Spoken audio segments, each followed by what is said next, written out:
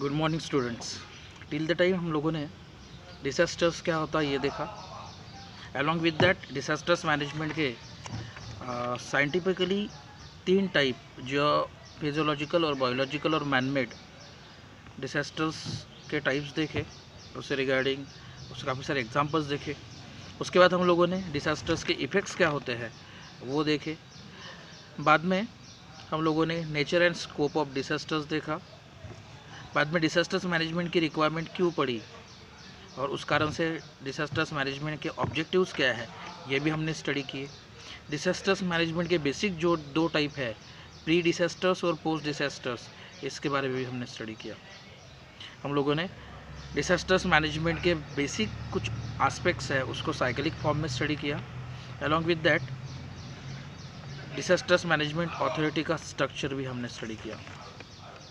आज हम लोग फर्स्ट एड क्या होता है और उससे रिगार्डिंग फर्स्ट एड किट क्या होती है या फिर मॉक ड्रिल क्या होता है वो देखने वाले हैं। आप जानते होंगे कि कई बार काफ़ी सारे सिंबल्स लिखे होते हैं।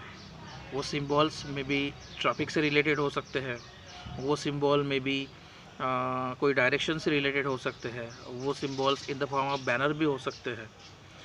कई बार पेट्रोल की बड़ी बड़ी टंकियाँ जो जाती है उसके ऊपर भी सिंबल लिखे होते हैं, सिंबल ड्रॉ किए होते हैं, है ना। तो ये सिंबल क्या है? ये symbol is nothing but the fast हमें अंडरस्टैंड होना चाहिए वो चीज़ क्या है, इजीली रिप्रेजेंट होना चाहिए सो दैट हम करेक्टिव एक्शन लें, है ना।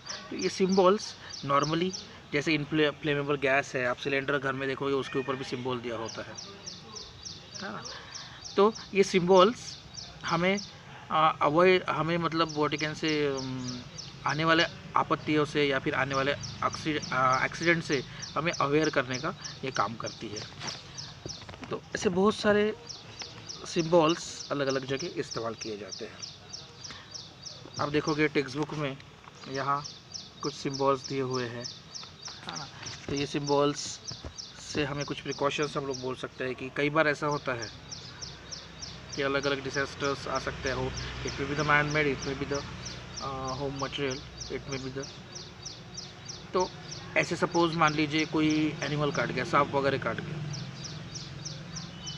तो डॉक्टर के पास जाने से पहले हम कुछ प्रिकॉशंस लेते हैं।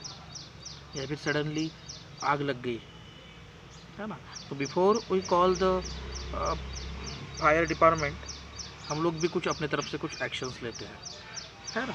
तो ये सब क्या है? ये सब फर्स्ट एड में कंसिडर किया जाता है। तो हम फर्स्ट एड से रिगार्डिंग इमरजेंसी जो सर्विसेज है, ये आपको याद होगा 9th स्टैंडर्ड में भी स्टडी किया है। अलग अलग वेरियस एक्टिविटी के माध्यम से हम लोगों ने देखा था कि अगर कोई पेशेंट कुछ लग जाता है ना, तो अलग अलग मेथड्स का हम लोगों ने इस्तेमाल किया था। प्रैक्टिकली भी वो मेथड्स मैंने आप लोगों को करके दिखाया था।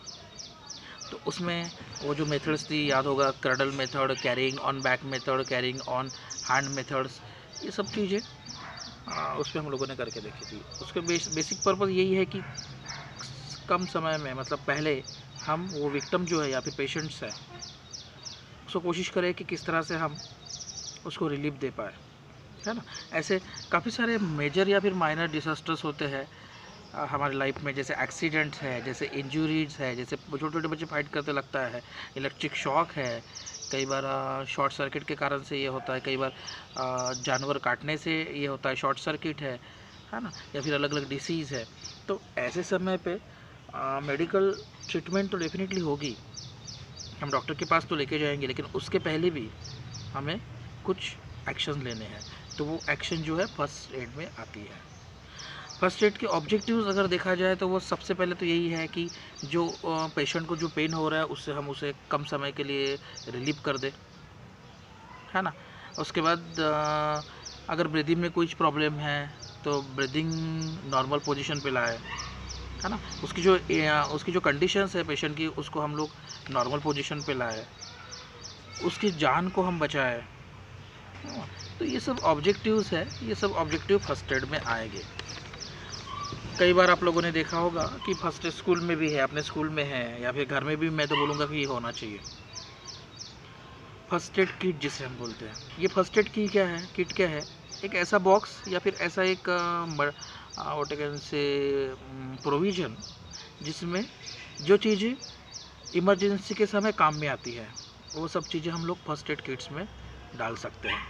ये फर्स्ट एड किट सब जगह होना चाहिए, मैं तो बोलूँगा। आप भी अपने घर में इस तरह से फर्स्ट एड किट बना के रखिए, क्योंकि उसमें सब नेसेसरी चीज़ रहेगी।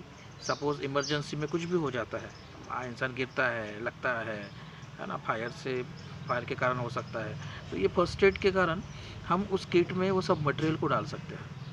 तो ये फर्स्ट एड किट में बैंडेज रहेगा, उसमें मेडिकल कॉटन रहेगा, ग्लव्स रहेंगे हमारे, क्लीन क्लॉथ का कपड़ा रहेगा, साबुन रहेगी, एंटीसेप्टिक रहेगी, सेफ्टी पिन्स रहेगी, छोटे छोटे पिन्स भी रह सकते हैं उसमें, निडल हो सकती है, टॉर्च हो सकता है, सिरीन हो सकता है, थर्मामीटर हो सकता है ना। तो ये सब बेसिक चीज़ें हम उसमें डाल रहे हैं कि इमरजेंसी के समय हमें वो मिले, सो दैट कुछ समय के लिए हम पेशेंट को राहत दे पाए।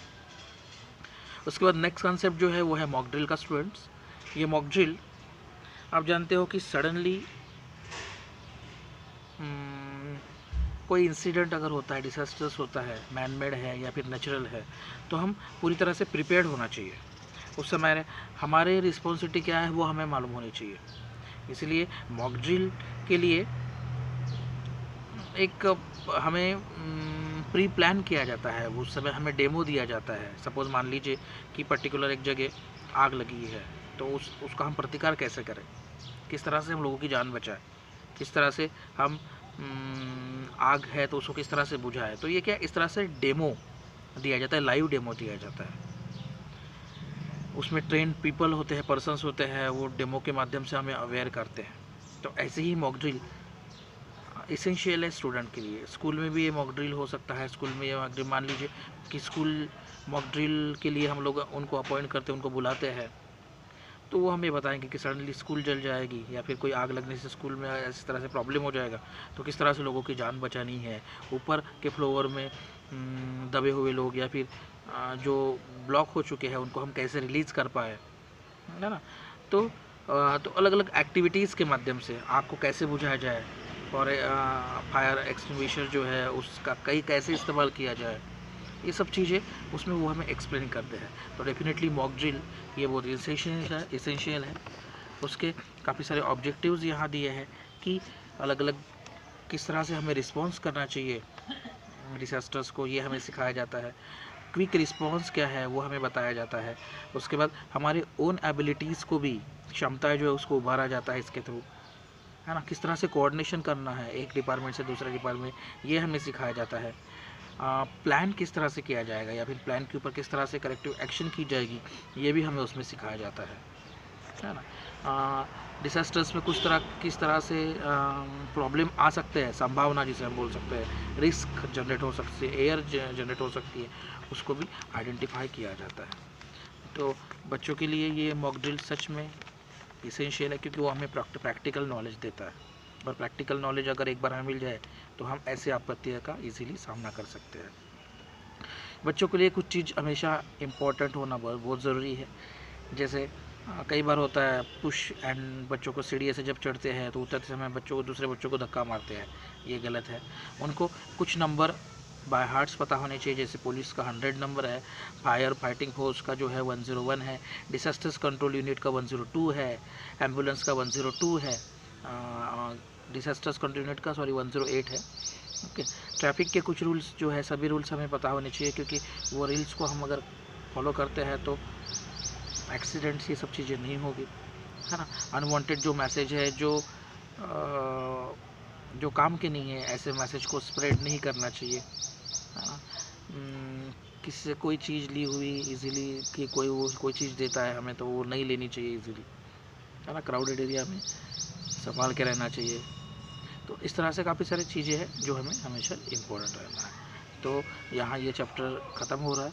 इससे रिगार्डिंग एक्टिविटीज़ होमवर्क मैं आपको दे रहा हूँ, प्लीज़ आप उसको सॉल्व कीजिए और ग्रुप पे डाल दीजिए।